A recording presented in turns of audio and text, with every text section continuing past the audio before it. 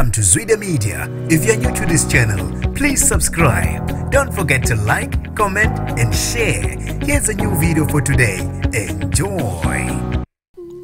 Basale bejabulile abantu abahlukahlukene KwaZulu-Natal kuvela indaba ezithe zabashiya behleka bodwa zokugcotshwa kwesilo kupheleni kukaMeyi enyokeni kwaNongoma. Nginibingelele ngiphinde nginamukele kuphinda kuphi lanibona khona le video. Mangoqala sijonele likhasi wamukelekile igama lami uSibonga konke wakandwanda Mothanda ungangibiza intatheli kaYouTube. Izilo uMisuzulu KaZwelithini sizogcotshwa ngezi 28 zikaMeyi kunyaka ka2022. Incwadi evele obviously kaMangameli iyakundunankulu kaZulu umntwana wakaPhindangeni isiqinisekisile ukuthi uMengameli uBaba Ramaphosa uyasamukela isimemo asinikwe ushengo sokuba kulomcimbi. Ngomgqibelo wezi9 kuApril kube ukuthi kuzoba nomhlangano olundu abantwana bendlu zonke zasendlunkulu kaZulu ukuxoxa ngabajule ngomcimbi wokugcotshwa kwesilo.